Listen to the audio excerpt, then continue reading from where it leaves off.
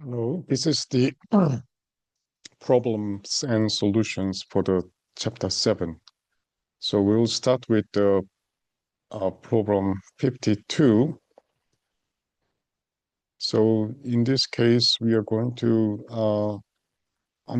try to understand electric potentials and electric potential energies. And we are going to apply those things to energy conservations and other problems. So let's start with the 52. So here is the hydrogen atom. Proton is fixed at the origin, and the electron is brought from far away to the distance of this one. You know that this is the Bohr radius. The average distance between the proton and electron, the hydrogen atom. And then we need to find out how much work should be done. Okay, so to solve that, we need to calculate the work required to move a charge, which is the electron, from an infinite distance to a specific position. Okay, so here is the case. So proton is here, plus charge, proton, and the electron is way up there, and then it is brought to a certain distance over radius r. And this is the distance is given by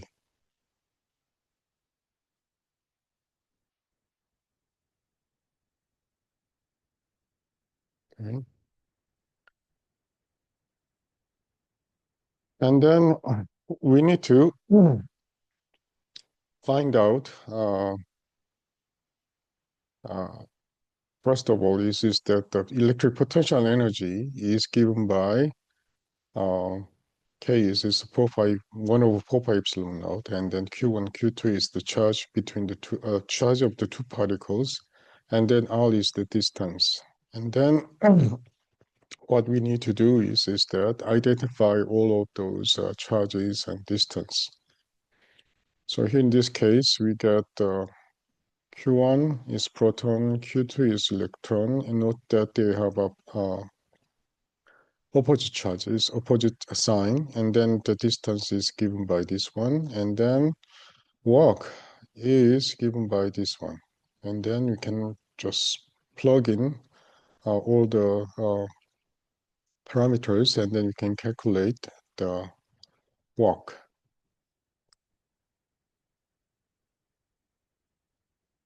And then there is a plate, two plate separated by the 0.5 centimeters.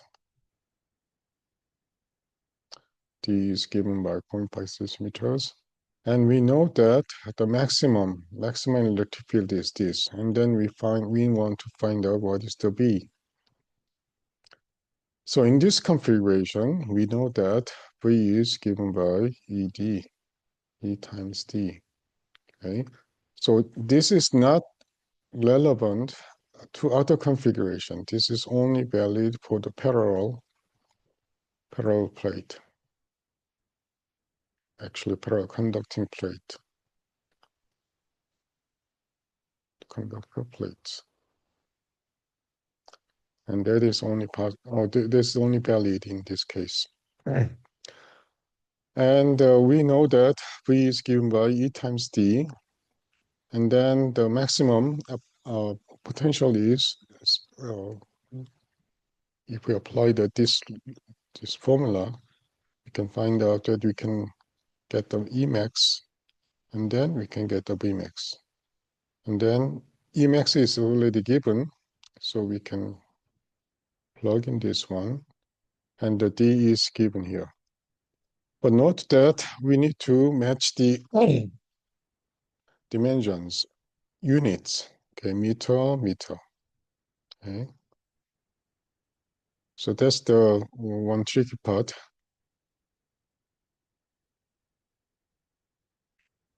And then here is another problem, which is the combination of uh, uh, electrostatics with kinematics that we have studied in the semester one in physics 161. So let's try to find out what is happening here. So electron is accelerated. So the electron. So electron is accelerated in a uniform electric field. So this electric field is given by this one. So electric field is given by this one. And then what energy uh, the electron gain after being accelerated to the distance of 0.4 meters. So let's say starting from here to here,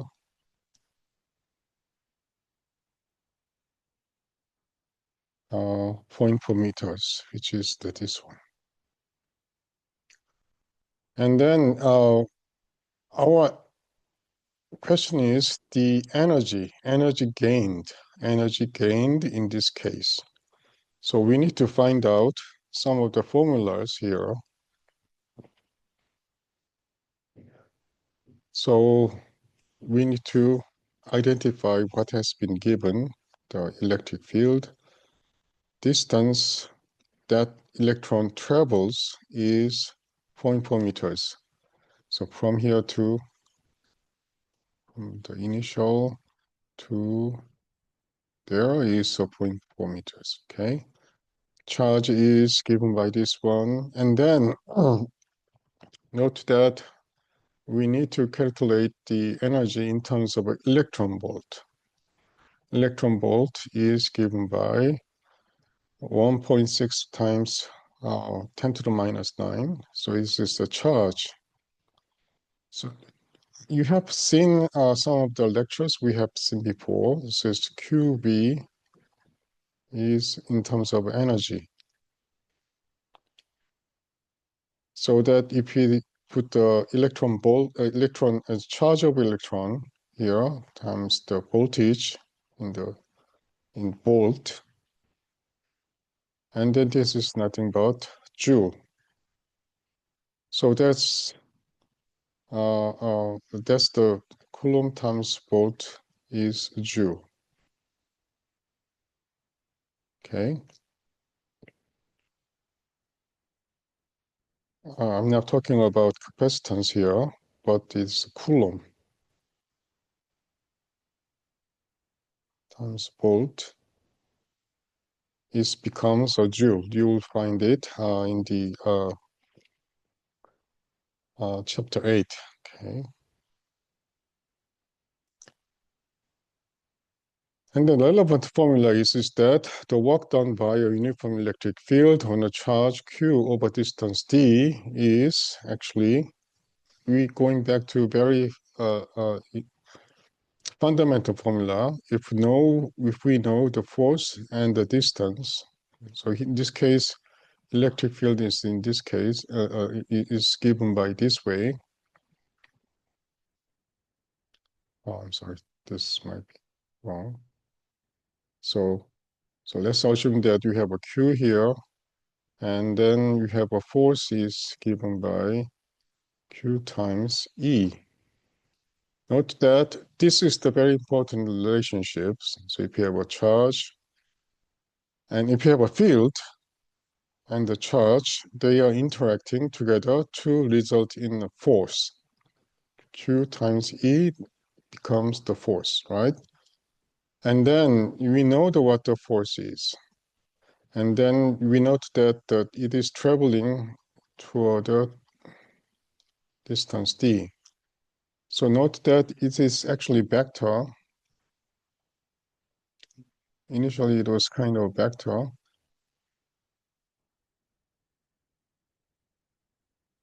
A to B. And then note that F and the displacement direction is the same. So that this becomes the simple FDL. And then A to B, here is the A, and this is the B, and the distance is D. So that's the reason why we get this one, okay? And then if we just plug in what we know is Q times E times D, okay? And then there is another very important thing. The potential difference in a uniform field is given by this one, potential difference. And therefore, the energy gained by the charge Q is, energy is Q times delta V. And now let's try to calculate the potential difference, delta V, which is nothing but E times D,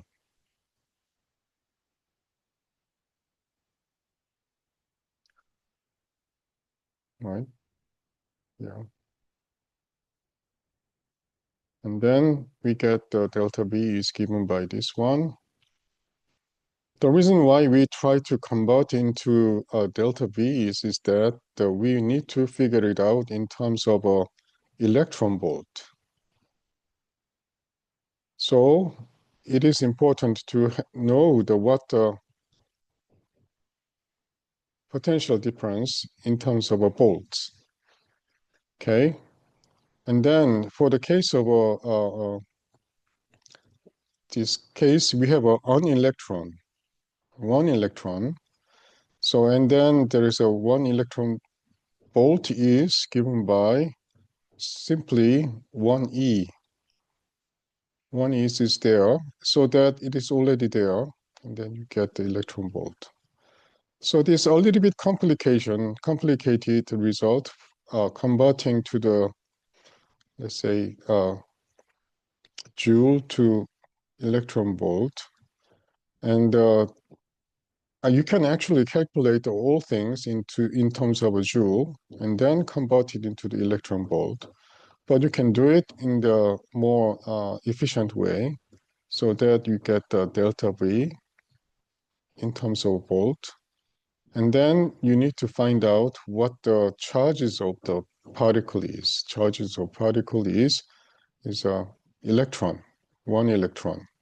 So that you can get the EV is already there. Okay, so that's the useful step to calculate the energy in terms of electron volt. So you need to find out the potential difference first,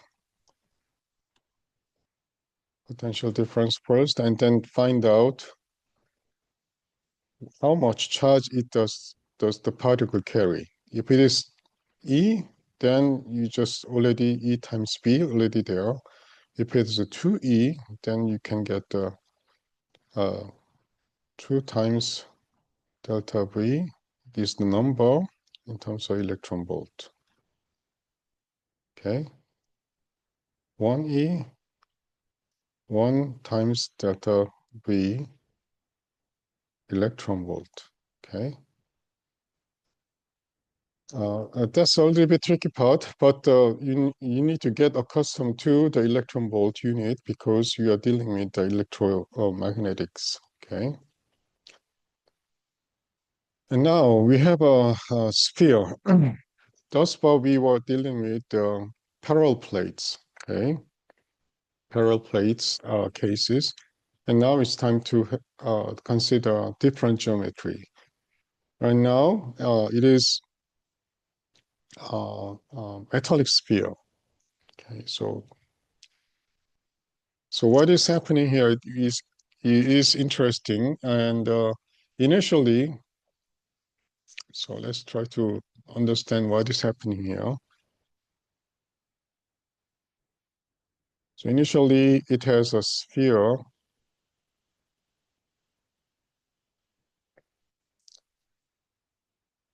radius r1, and then initially it has a charge 1. And then we have another shell with the radius over R2. I'm sorry, there is some noise, but I have to keep going. Sorry about the noise, background noise. Somebody's doing some drilling work. Sorry about that. And then initially it does not have any connections before, but suddenly it is connected. Okay, so it would be better to have.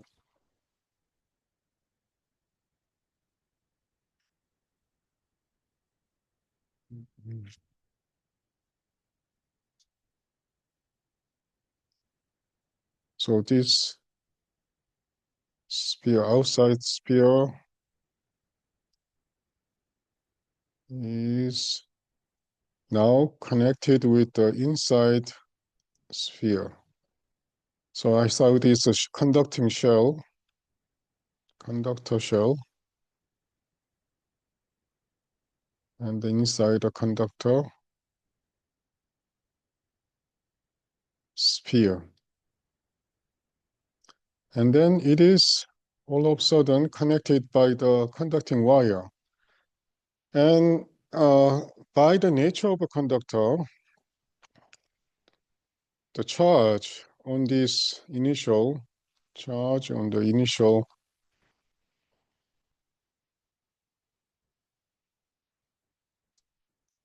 charge in this initial was distributed on the conducting sphere is now moving into this conductor shell. Okay. And then if you think about it, what's going to happen is that this charge will be moving toward this one. The only reason why it is moving is that try to get the equipotential surface. Equipotential surface. That is the very important thing. Equipotential surface. The charge is moved on the conductor to make that surface equipotential. So that in order to get the equipotential, if there is a charge left over, then there is some electric field in between. So that does not make an equipotential surface at all. So what is going to happen is that the only way to make this configuration equipotential is to put all the charges from the sphere surface to the shell surface. So they leave no charges here, and all the charges are least distributed on the conducting shell. And then on the conducting shell, it is all equipotential, and there is no charge, so that it is also equipotential. And in between, there is no charge, so that is all the spaces are is satisfying the equipotential surfaces. So the only way to make this configuration equipotential is to drive all the charges on the conducting sphere to the outside conducting shell. That is the very important things. So in order to solve this problem, you need to understand what the conductors are. Conductors are basically equipotential surfaces. That is very important one. So if you think about what is happening here, this is the radius of inner sphere is R1. Initial potential of the inner sphere is phi0. And then the radius of the outer hollow sphere is, shell is 7.5 meters. Initial charge of the outer sphere is 0. So what is happening here is that initially it has a inner sphere, has a initial potential. So everywhere is in the same potential, phi 0. And then phi 0 in this sphere is nothing but kq over r, right? Kq over r. And then this total charge should be the same after the redistribution. So total charge remains constant throughout this process.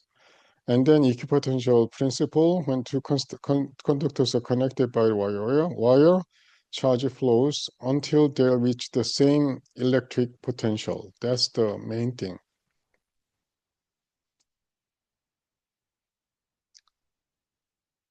So, step by step, we need to find out, first of all, charge.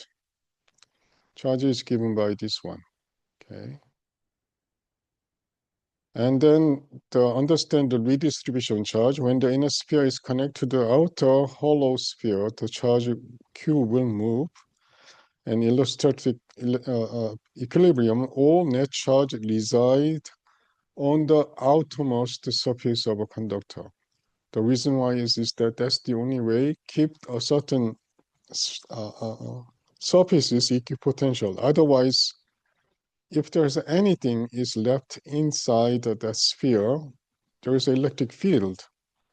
And then you cannot get the equipotential surfaces between them. So that the only way is that all net charge resides on the outermost surface of the conductor. In other words, the shell. And then in that case, if its charges is on the only outer shell, then we can find out that the potential is given by KQ over R2. R2 is the sphere, the shell radius, okay? And then we note that Q is given by this one, and then we know what the total Q is. Note that we are assuming the charges is conserved. This is the initial charge, and then this is the final charge. This would be the same. And then if you just plug in, then you can get the phi is given by this one. And then eventually is given by this one. Initial potential times the ratio of the R1 over R2. Okay, that's the way. There is this problem seems to be, if you just look at the answer, it seems very simple, but there is a fundamental principle behind it. The first one is the charge conservation, and then how the charge is moving on the conductor. Charge is moving on the conductor to make a equipotential surface. So that is a very important one. Charge conservation and the nature of the conductor. You need to understand these two features. And then we have once again a wire. Previously, we have seen the sphere, and then before that, we have the parallel plate. And now it's time to think about the wire. And what is the potential at the origin? So we are going to assume that the charge is distributed uniformly. And then we want to find out what is the potential at the origin. So note that this is the electric potential, right?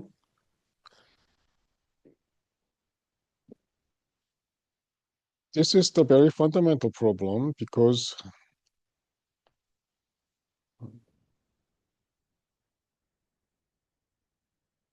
so the basic idea is that if you have a charge distribution,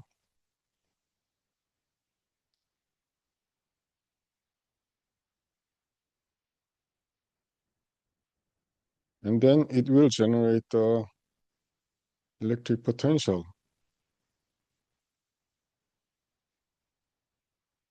Electric potential.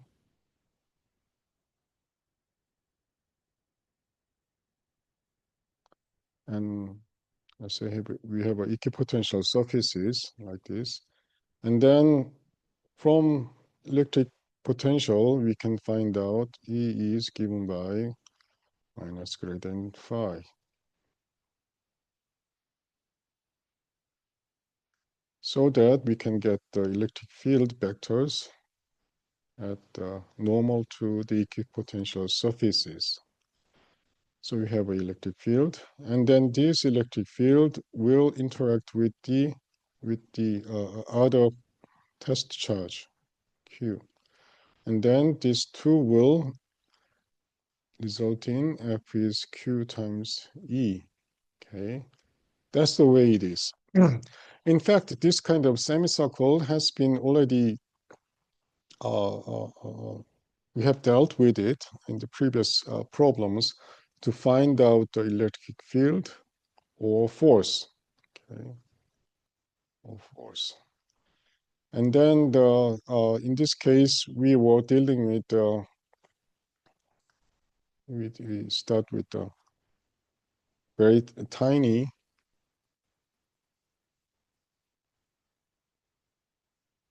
element, TQ, okay?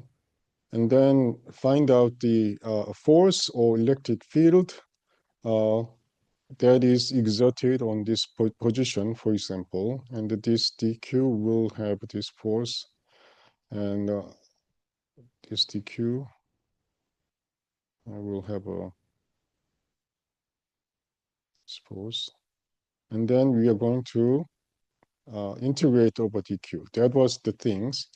But now we are asking different question, that is electric potential, okay? So we are going to assume that it has a linear charge density, and the radius is given, and the Coulomb constant is given. And the relevant formula is the electric potential for point charges is this one, okay?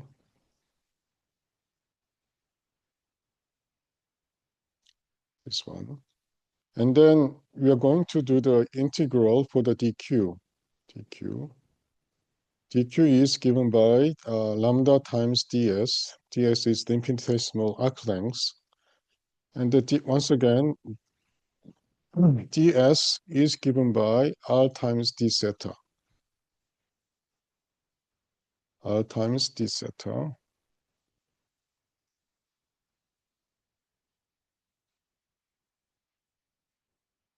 Theta. And this is the d theta. So ds is r times d theta. Okay. That is the starting point. Okay, this one.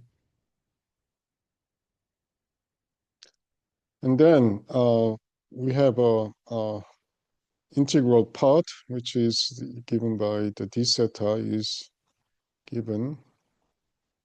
And then we get the cancellation of r, and then we get this one. Note that theta is from theta equal to 0, theta equal to pi. So that we have an integral range, and then we can get this one.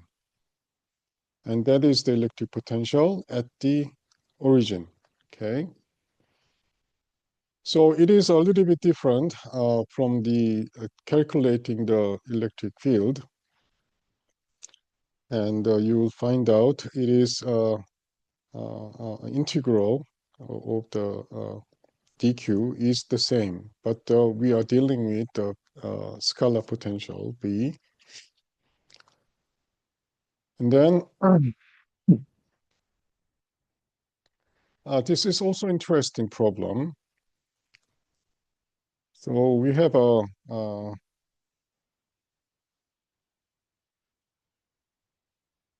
electric potential at the surface of a metallic potential surface is given by a certain number here.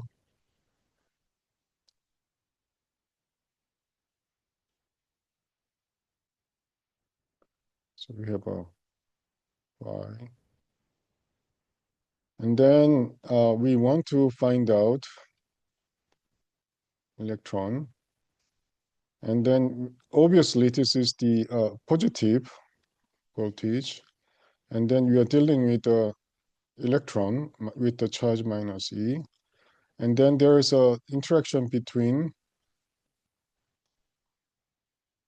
if the potential is positive and you have a negative charge, there is a attractive force. such that it is very similar to mass m and small m. It is attractive. And then in the case of a gravitation, we call it so-called escape velocity.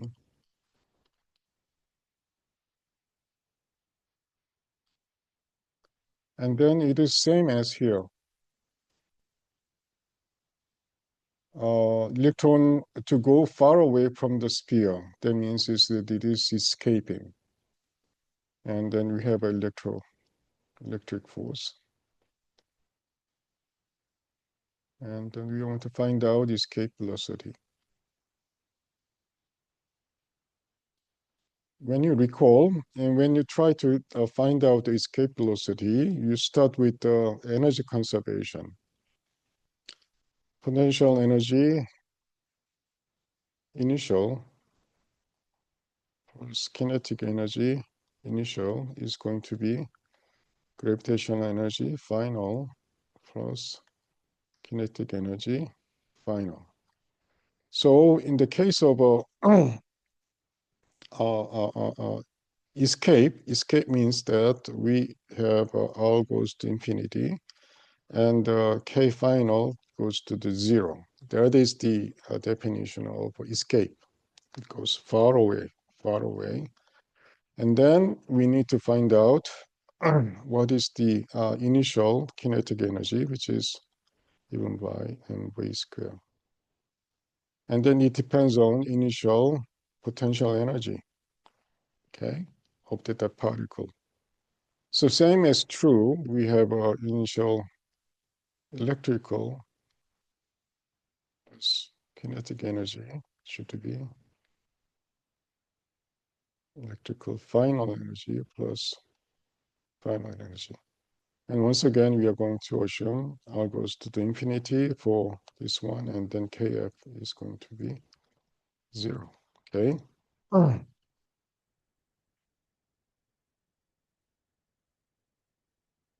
Uh, so in order to find out the potential energy, we need to find out Q times electric potential. Q times electric potential.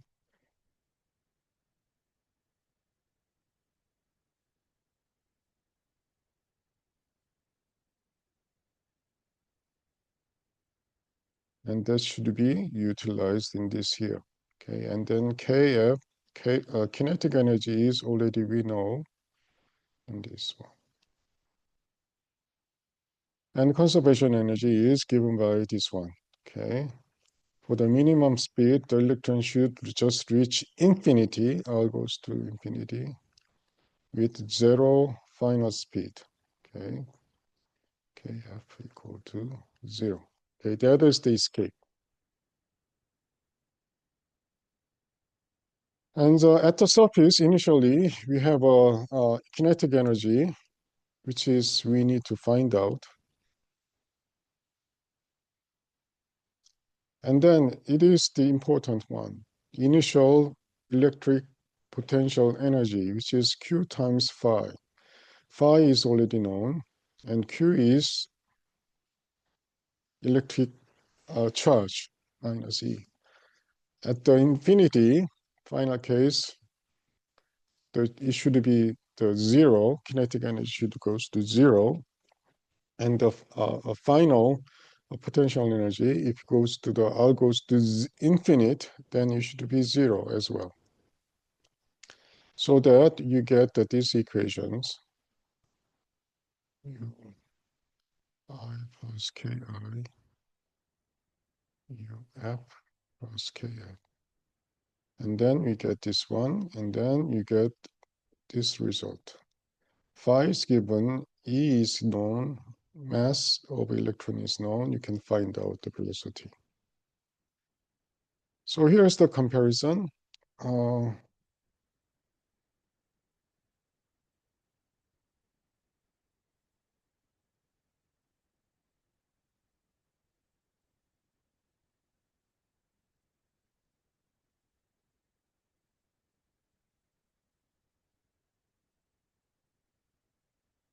and here's the electrical escape and the gravitational escape.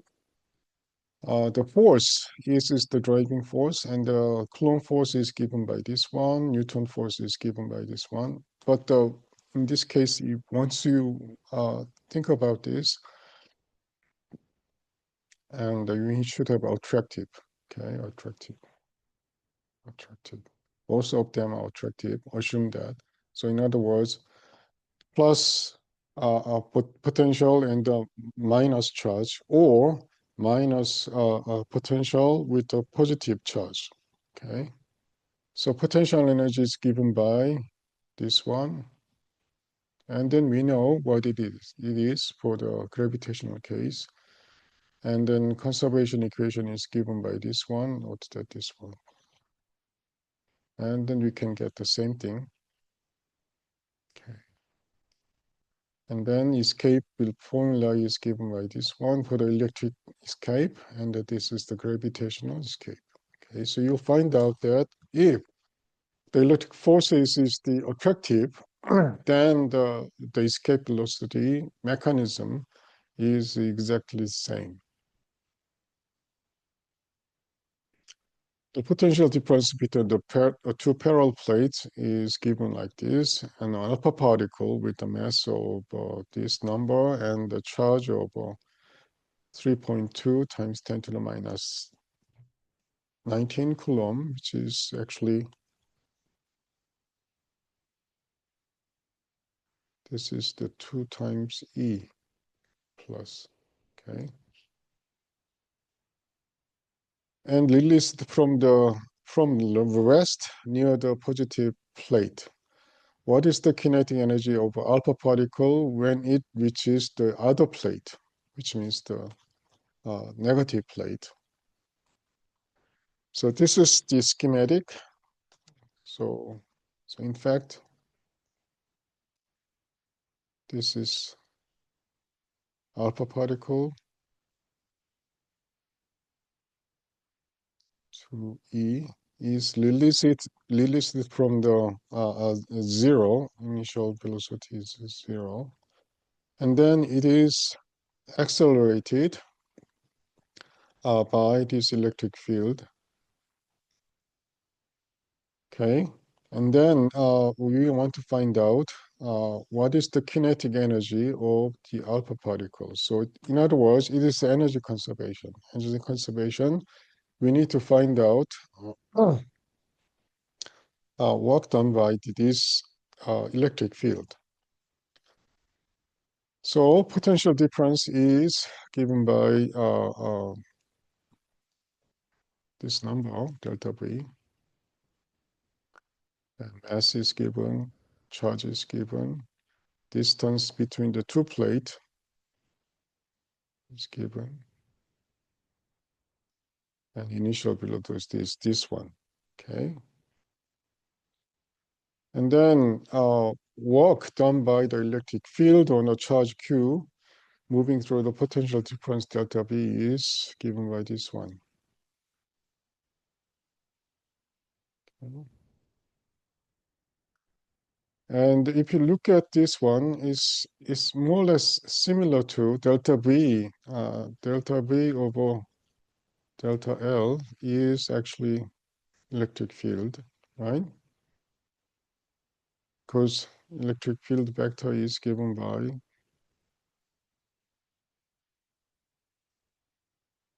gradient phi. This is nothing but delta V over delta L, okay? So this is E, and then this is actually Q times E times delta L. This is the force times delta L is the work, okay? So you need to remind what you have already learned in the Physics 161. If the force is given and if the distance is given, then you can find out the work. So in this case, you have your forces is not specifically given, but only the potential difference is given. Then from this potential difference, uh, uh, uh, you could understand what's going on. So if there is a charge and then if there's a potential difference, then there should be the work by utilizing this one. Okay. And then this work should be the delta K, okay, the final energy, and then initial is 0, so that kinetic energy is given by Q times delta V. And then you can calculate this one, and then you can find out what it is given by this one. Okay. Remember that, once again, there is a unit conversion rule, which is very important this is Coulomb, and this is the volt. And the Coulomb times volt becomes Joule. And this is very important unit conversion.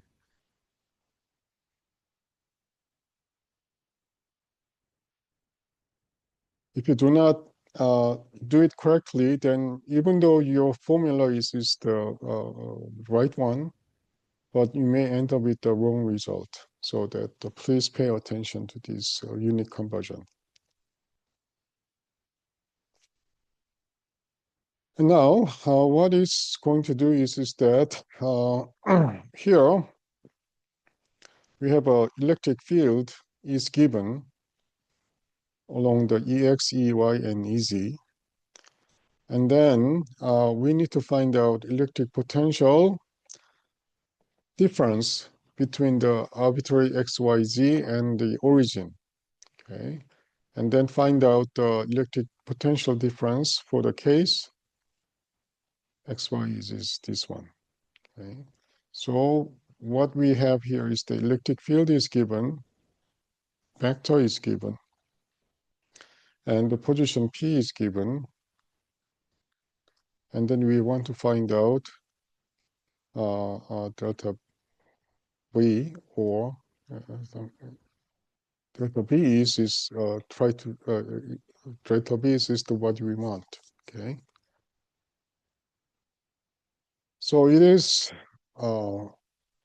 potential difference. This is the delta V between the position B and A, and it is given by this one.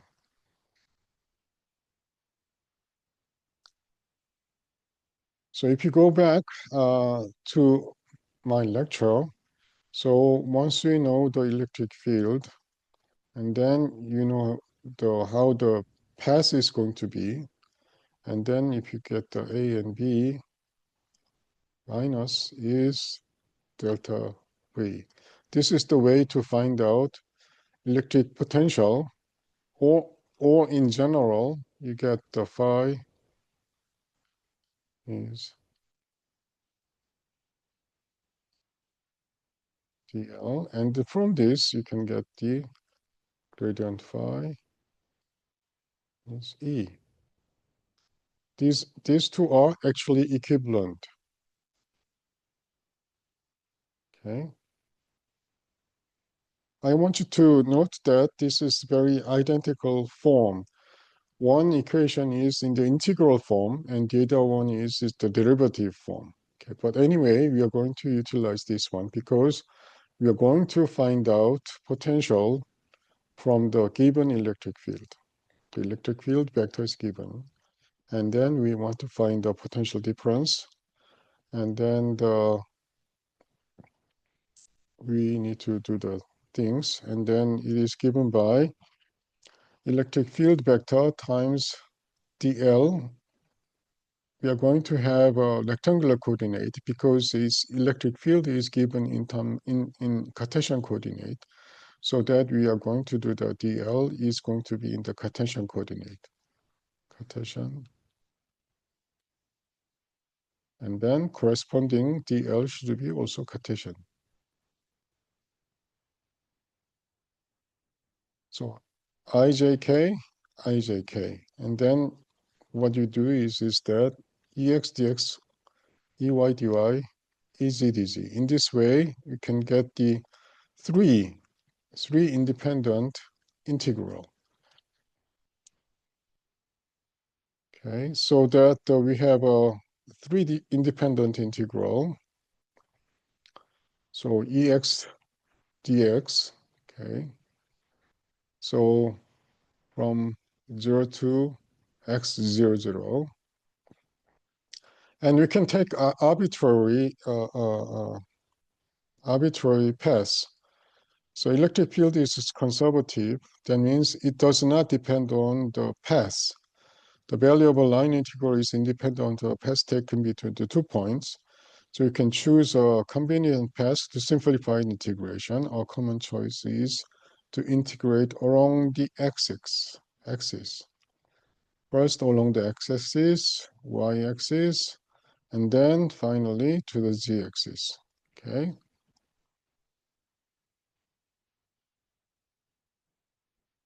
So first one is along the x-axis. That means y equal to 0, z equal to 0 is kept, and then x is given like this. So if you think about it, what is happening?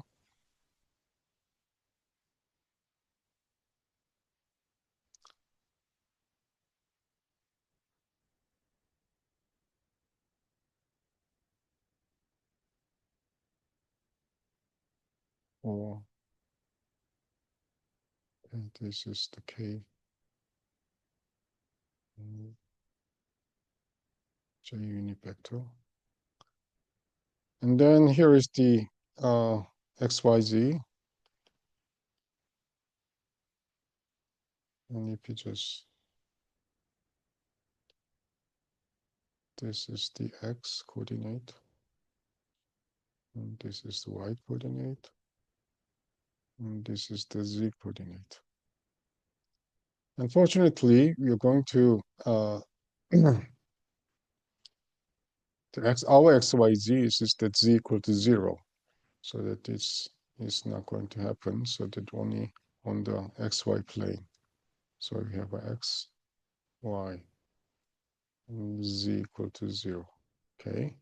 And then first pass is from this position to this position. So what we need to do is that from here to here.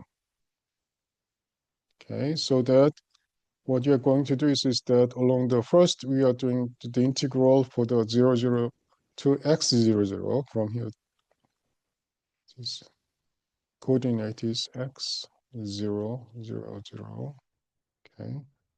And then along the y-axis from the x0 to xy0. Then we are going to here. And that is same as doing the integral from here to here. Okay.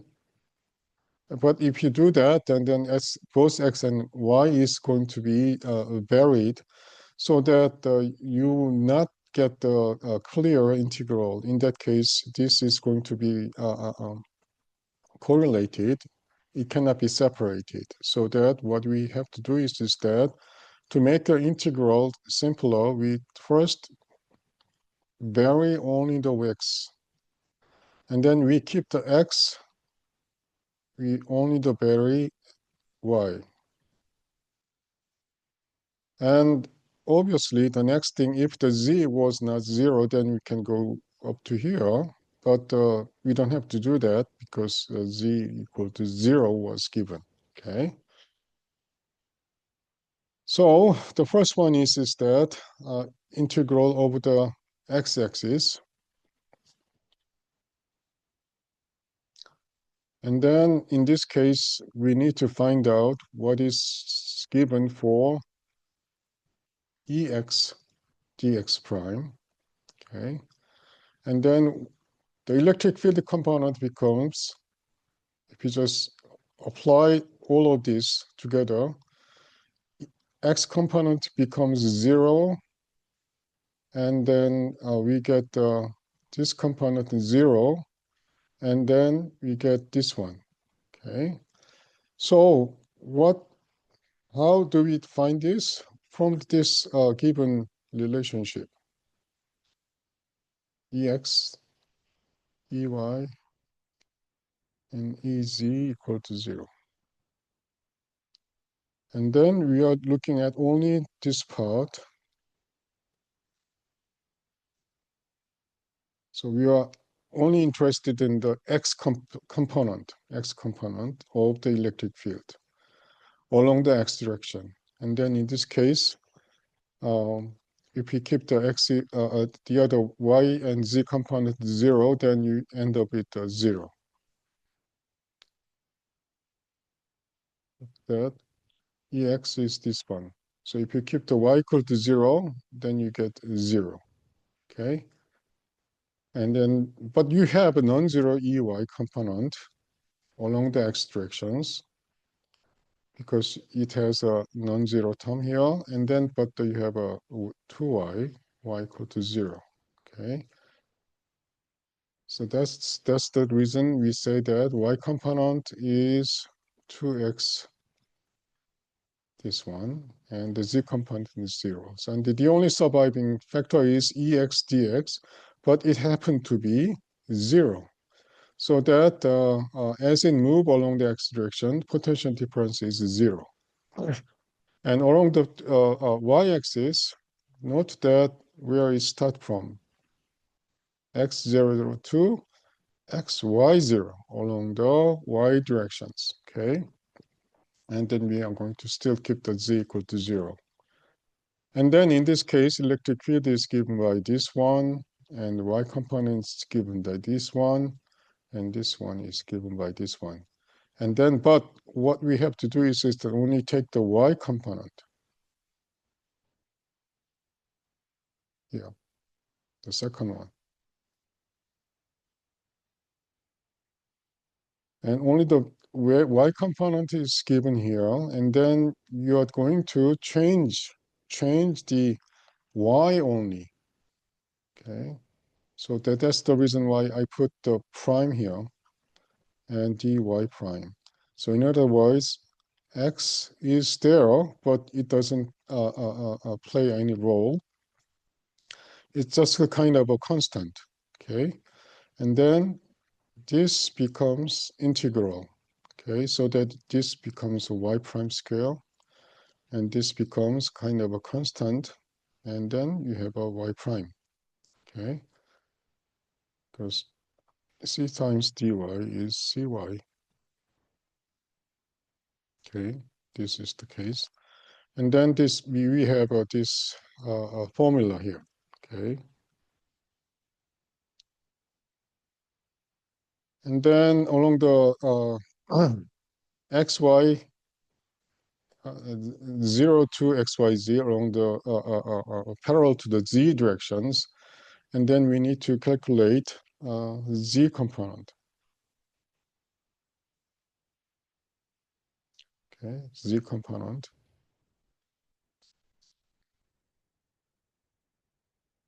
Z component along the z direction, and note that the only variable is z, so that we are going to integrate. And then if you take all of this, z component is already set to 0, so it should be 0. So that total potential difference is the sum of the potential difference along each segment, delta V1, delta V2, delta V3, such that you get this one is already calculated as 0, and this is what we get for the second integral. Third term is also 0, and the only part is this. And then xy component of the position has been already given here. Okay, so you can plug in those numbers, and then that's your answer. Okay.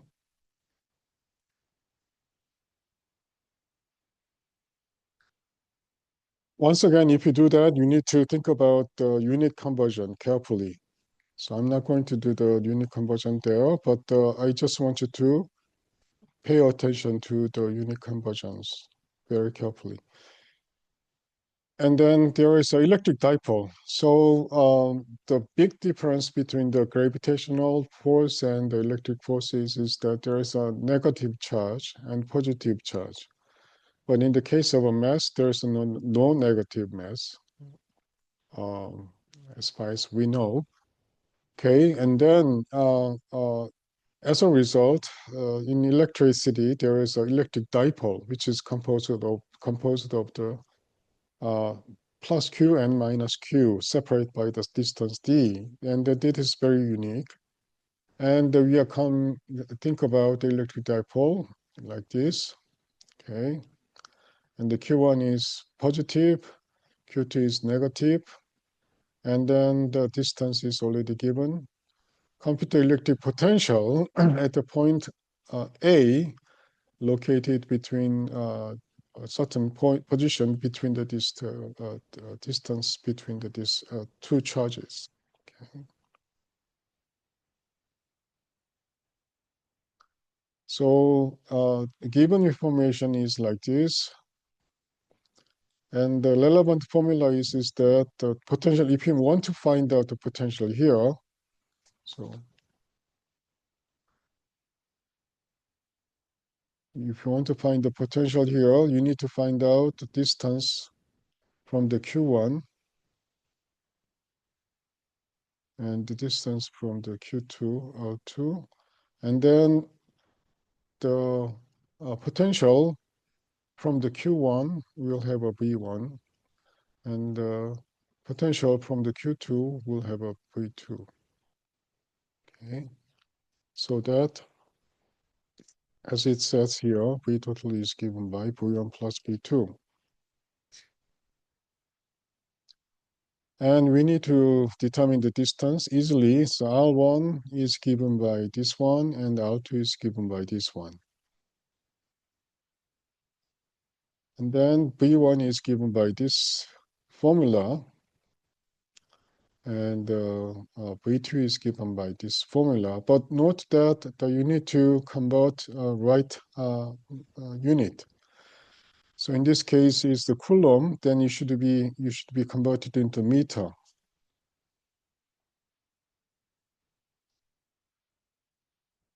It is given in the centimeter initially, but you should convert it into meter.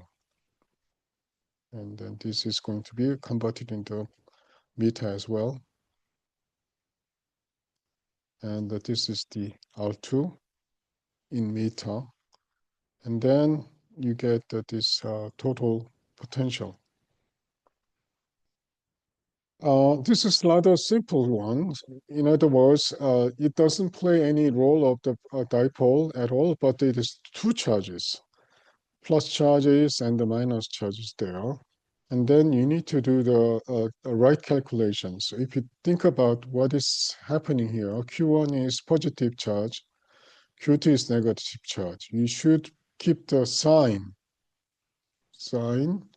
of the charge, and then you can get this minus voltage here, and then you can get the, if you just take out this minus sign, then you will get the wrong result.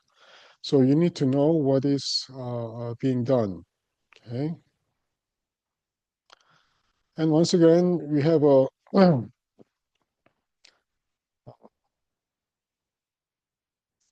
once again we have two dipoles, the two charges, charge at the origin and the charge at the x3.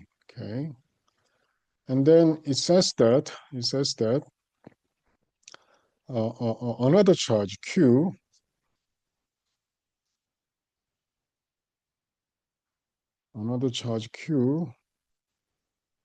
is moving between x and x2. Okay.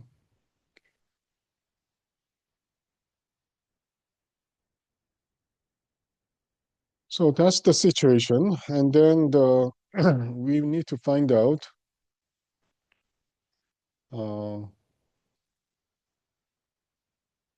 what is the speed v at the particle at point B, okay, here. So initially it was v are equal to 0, and what is the v final? So once again, in order to do that, you need to understand what is going on. What is going on? And then obviously, it seems to we need to find out energy or work. Okay.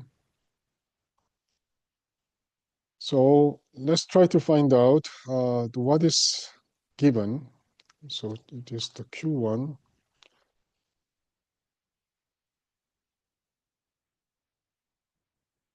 and Q2. Okay. So plus, minus. Okay. And the initial position was x1 is this one, and the final position is this one. Okay. Then what should we do? Once again, if we have this charge, then we need to think about electric potential. Okay, electric potential, and that this is nothing but very simple, this one. And then we need to apply the conservation of energy, initial and final, at the position A, at the position B. And the very important rule is this one. Electric potential and electric potential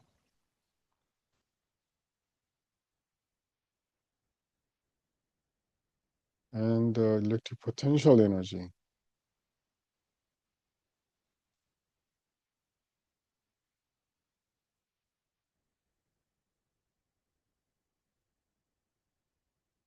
And you need to understand what is difference. So first of all, if you look at it, this is the capital Q. So we have a Q1 and Q2. So that each charge here will generate a potential like this. And then if you have a test charge at a certain position, Q, and this charge and the potential will interact together to result in electric potential energy. Okay, that's the very important one. So this potential is calculated from the capital Q, and it is interacting with our test charge, small q, and then it will result in potential energy. And this potential energy should be utilized in here. Okay. So in other words, if you think about it, then you have if you apply this energy conservation, then you can get this one. And our final velocity is given by this one, by energy conservation.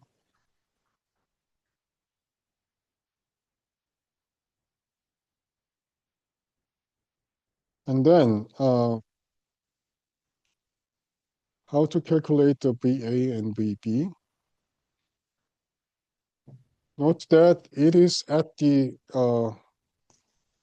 it only depends on the position, so that you start with the here, A, and then it moves to B, position B, position A and the position B. And then you have a two source of charges. Okay, so you have, think about charge 1, Q1 and Q2, so that you have a two contribution for potential difference at the potential at the position A. And similarly, you have a two contribution from these two. And then once you know the VA and VB, just plug in this one. Okay, it seems a little bit complicated, but what you need to know is that the physics, so energy conservation should be applied.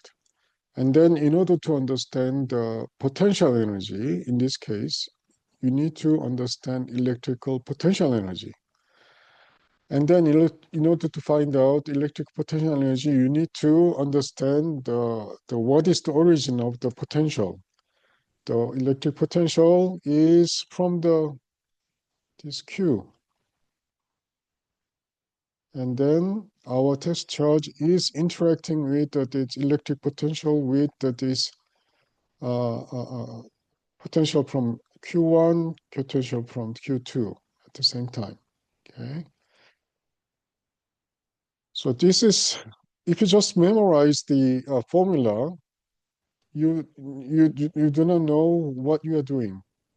So this charge is our test charge, and this charge is our given dipole charges. Okay, so this capital Q and the small q is totally different. So Q1, Q2, and then test charge Q. Okay, so that's what is happening. So once you understand that, then the rest of it is more or less automatic.